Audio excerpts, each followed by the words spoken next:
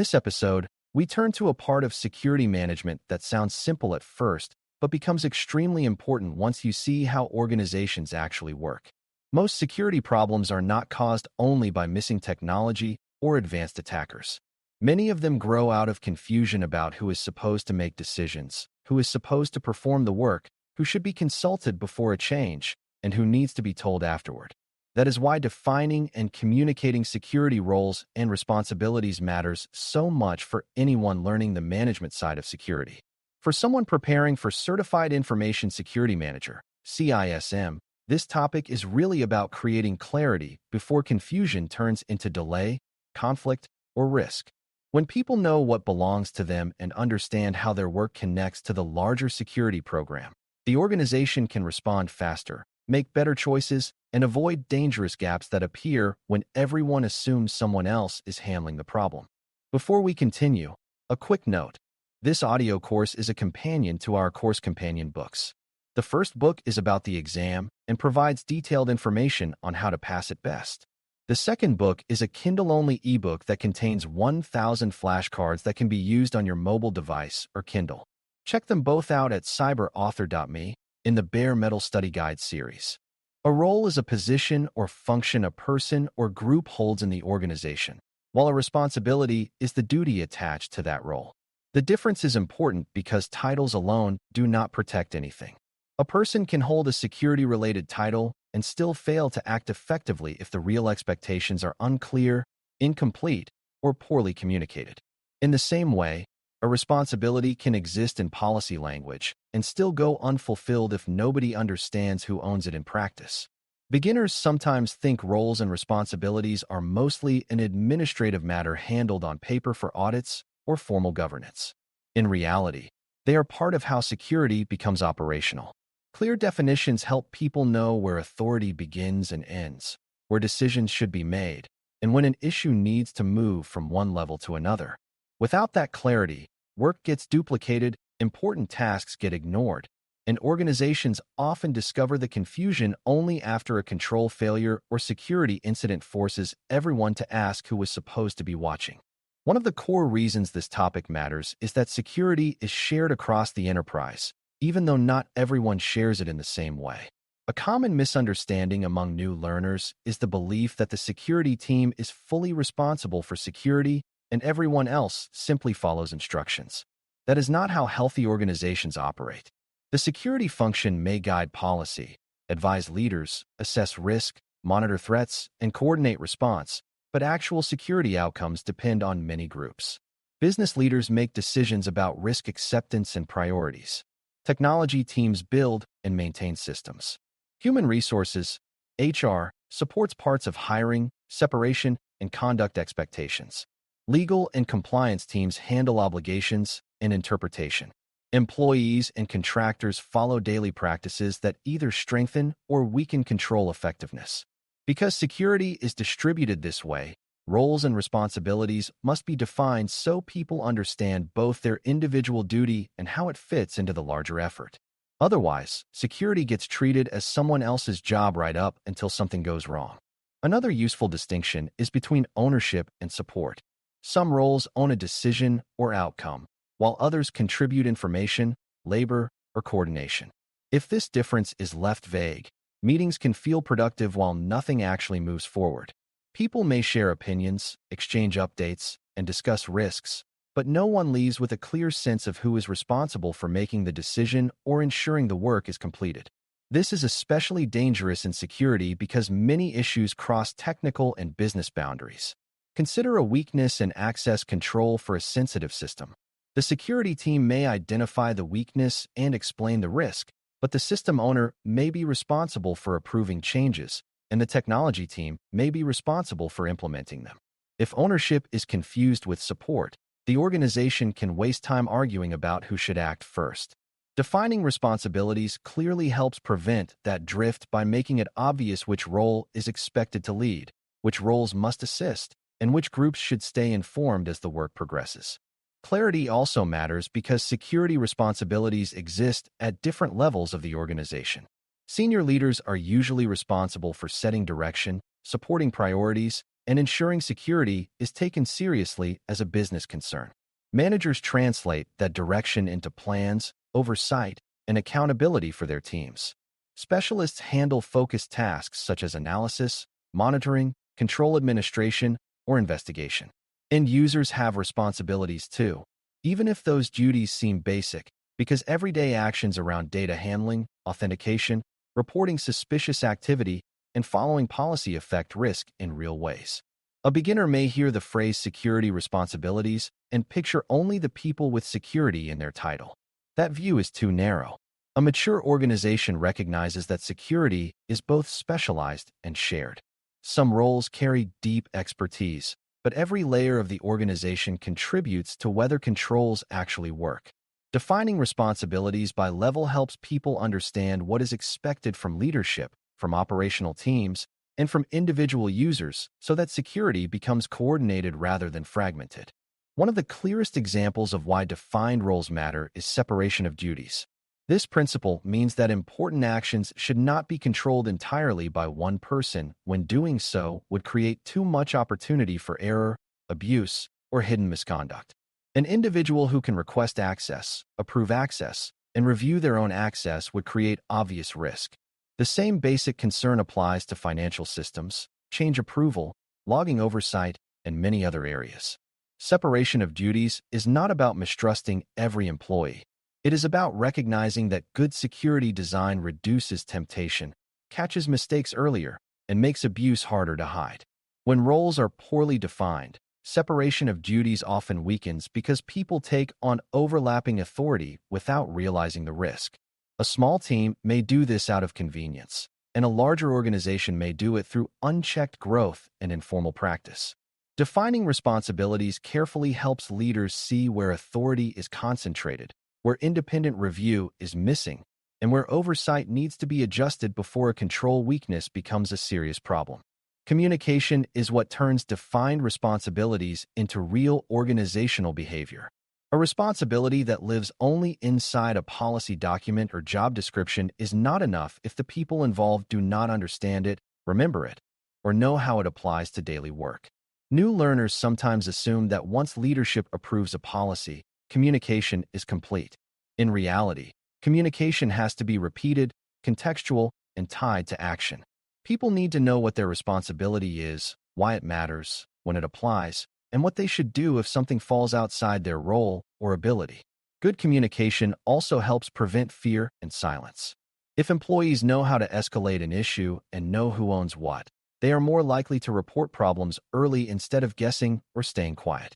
Security leaders should aim for communication that feels clear rather than ceremonial. The point is not simply to announce responsibilities.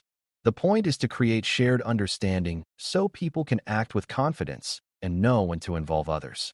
Job descriptions, governance documents, policies, standards, and procedures all help communicate roles, but they do not play the same part. Job descriptions often explain broad expectations connected to a position. Policies state what the organization requires and why. Standards describe required conditions or control expectations. Procedures explain how recurring work is carried out in practice.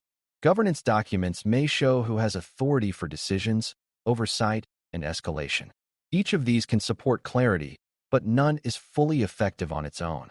A beginner may think the answer is to write more documentation, yet organizations often have plenty of documents and still suffer from confusion because the content is not aligned, current, or translated into practical understanding.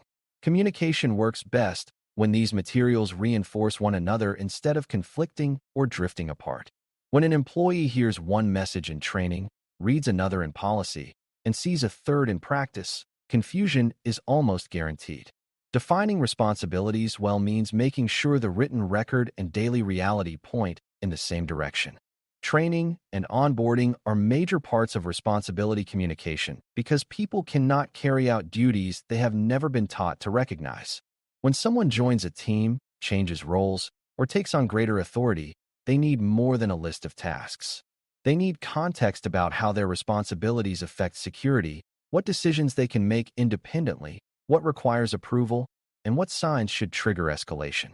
This matters for technical staff, managers, contractors, and general employees alike. A manager who does not understand their role and risk acceptance may approve unsafe exceptions without realizing the significance. A system administrator who does not understand logging responsibilities may overlook evidence that later becomes important during an investigation. An employee who does not know reporting expectations may ignore unusual behavior because it seems outside their job. Training closes these gaps by connecting duties to outcomes.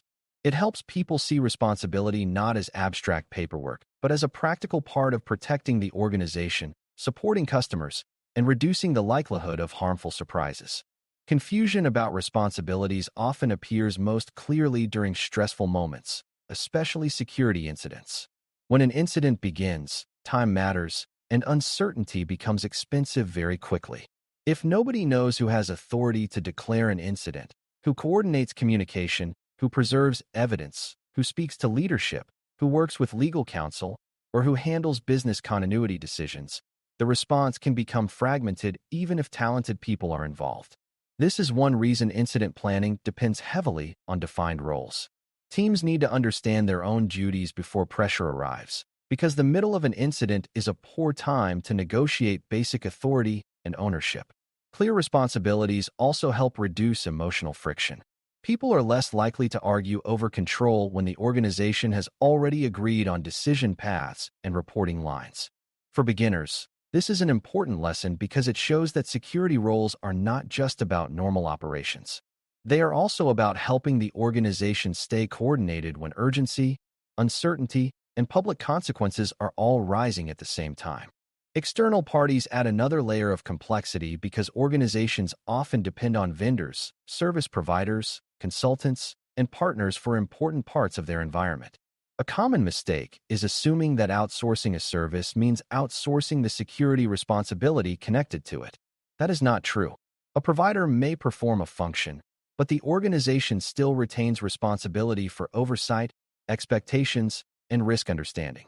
This is why roles and responsibilities have to be clear across boundaries as well as within internal teams. Contracts, service expectations, review processes, escalation paths, and reporting requirements all help define what the outside party must do and what the organization must still manage. Without that clarity, each side may assume the other is handling important controls, notifications, or corrective actions. In security management, that kind of gap is dangerous because it creates blind spots precisely where visibility is already reduced. Communicating responsibilities with external parties means making sure obligations are understood, monitored, and reinforced rather than simply assumed after an agreement is signed. Another key idea is that responsibilities should be reviewed and updated over time instead of treated as permanent once written down. Organizations change constantly. Teams grow or shrink, systems move, business priorities shift, new laws appear, technologies evolve, and risk patterns change. A role definition that made sense 2 years ago may no longer fit the present environment.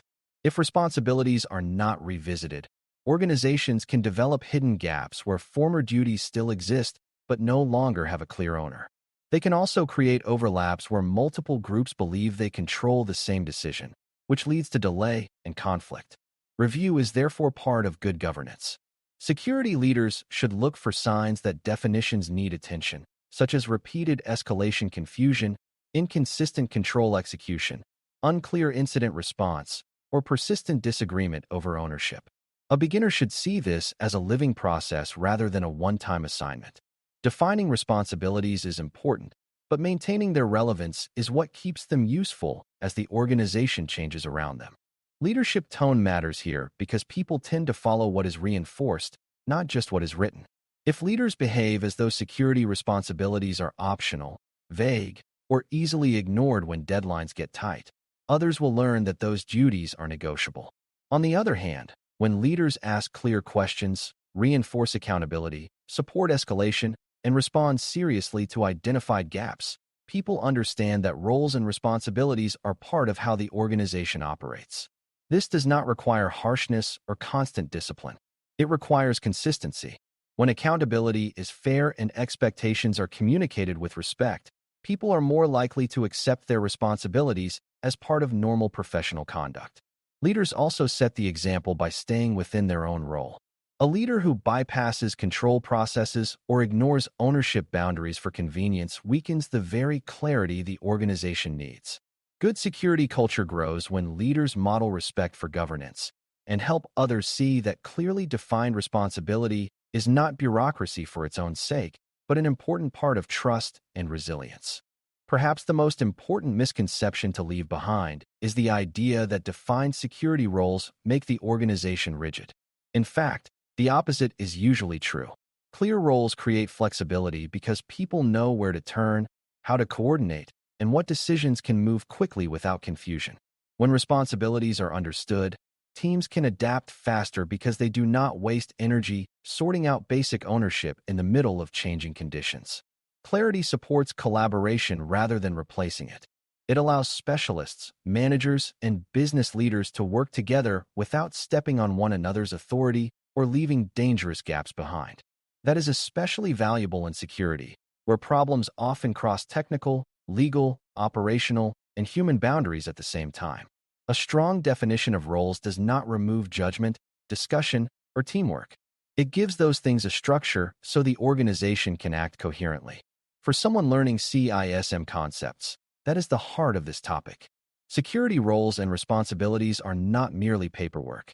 They are one of the main ways an organization turns intent into dependable action. As we close, the central idea is that defining and communicating security roles and responsibilities helps an organization replace assumption with clarity.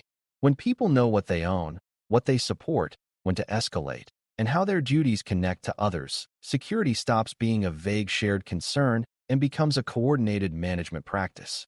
That clarity reduces duplication, exposes gaps, strengthens accountability, improves incident response, and helps security expectations survive the pressure of real business activity.